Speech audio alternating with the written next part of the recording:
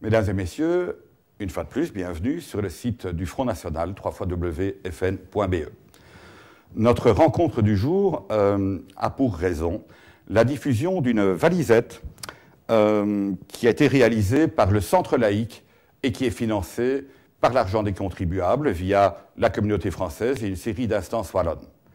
Cette valisette est, comme vous le voyez, luxueuse, elle est forcément onéreuse et elle est payée par l'argent des contribuables.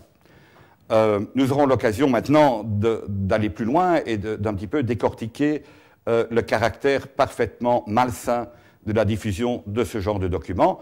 Le président Huygens reviendra là-dessus longuement, moi-même j'y reviendrai, et vous verrez ici sur cette table les documents qui sont compris dans cette valisette. C'est absolument hallucinant.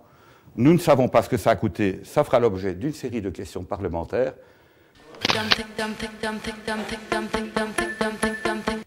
Ce bel objet a été réalisé, comme je l'ai dit, par le Centre d'action laïque, et il a joui du soutien financier de la communauté française et de toute une série d'instances wallonnes.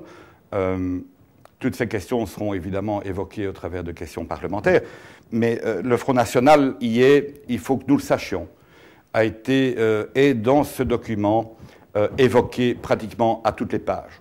Et donc, si, lorsqu'il s'agit d'extrême droite ou d'extrémisme en général, le Front National ne se sent pas visé, il sait par contre qu'il est visé. Et donc, il s'agit ici d'une œuvre de propagande contre un parti, et ça vise à mettre ce parti hors course dans le combat électoral. Bien entendu, le Front National réagira par tous les moyens qui sont à sa disposition pour mettre les horloges à l'heure. Mais notamment par la voix de notre président Daniel Huygens à la communauté française, où il interpellera Madame Fadila Lanan, qui, comme vous le savez, est ministre de la Culture en communauté française, et notamment concernant la participation dans cette œuvre de propagande de journalistes de la RTBF qui, comme vous le savez, sont des fonctionnaires et qui sont donc astreints normalement à une certaine neutralité. Et donc, ce travail parlementaire sera effectué par Daniel Huygens. J'interpellerai moi-même au sein du Parlement bruxellois pour demander plus d'explications et pour savoir si effectivement à Bruxelles ce travail de sape et de propagande a été financé par des moyens propres.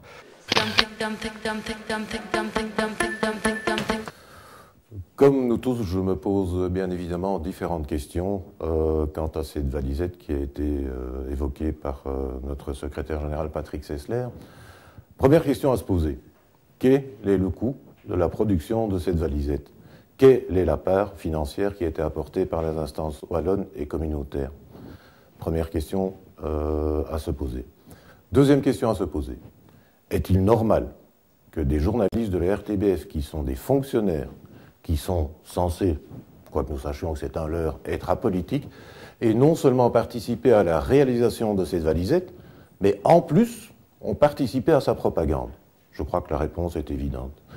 La troisième chose, je serais curieux de savoir où ont été fabriqués ces splendides pins rouges. Est-ce en Chine? Est-ce en Inde? Ou est-ce en Belgique ou dans un autre pays européen?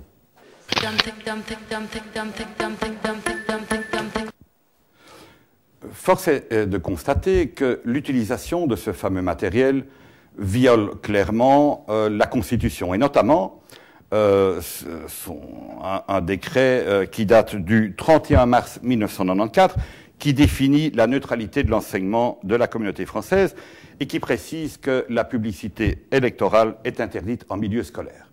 Or, effectivement, puisque ce document est à l'usage des enseignants, il s'agit bel et bien de porter dans les classes, dans les écoles, un message de haine à l'égard du Front National, ou en tout cas de stigmatisation. Ceci est évidemment intolérable. Nous allons envisager, nous l'avons dit, une action sur le plan parlementaire, mais nous envisageons également d'autres actions de type juridique que notre service juridique doit étudier. Bien entendu, quand on voit que parmi ces documents, on voit extrême droite et jeunes, éducation au conditionnement, c'est clair, ce n'est pas le Front National qui, dans les classes et dans les écoles, diffuse sa propagande et essaye de laver les cerveaux de nos jeunes. Il s'agit bel et bien, en l'occurrence, du Centre d'action laïque, avec leurs amis sponsors des autorités wallonnes. Bien entendu, l'école doit être un sanctuaire. Bien entendu que l'école doit être un lieu inviolable où n'y trouve pas sa place ni la violence, bien entendu, mais ni la politique non plus. Former les jeunes, former les étudiants à mieux comprendre le monde qui les entoure et à devenir des citoyens conscients qui puissent user de leur libre examen implique bien entendu une neutralité absolue et une objectivité que tout le monde trouvera normale, et plus particulièrement les parents. Mais ici, on en est loin, il s'agit bel et bien d'un organe d'une tentative de propagande et de détourner les cerveaux encore malléables de nos jeunes. Le président Huygens reviendra là-dessus tout à l'heure, mais déjà, dès maintenant, tous les parents et tous les étudiants conscients des réalités du monde doivent être choqués par l'utilisation des moyens financiers de nos communautés et de la nation à des projets comme ceci. Pourquoi ? Mais d'abord parce qu'il y a une telle désespérance dans la population, parce qu'il y a une pauvreté qui gagne. On se dit très naturellement que tous ces moyens pourraient être utilisés à bien meilleur escient pour rencontrer les souffrances et la précarité de beaucoup de nos concitoyens dans nos régions, dans nos villages et dans nos villes.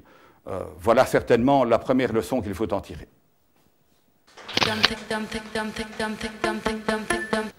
Je ne vais évidemment pas revenir sur le devoir de neutralité du corps enseignant, qui est de toute manière obligé, d'après la loi, d'être apolitique. Ceci a été longuement évoqué par notre secrétaire général, Patrick Sessler, et je ne m'y attarderai donc pas. Par contre, si on analyse ce document, il est clair que les informations qui sont transmises sont tout à fait tronquées, ne correspondent absolument pas à la réalité et en fait présentent le Front National d'une manière totalement inadéquate.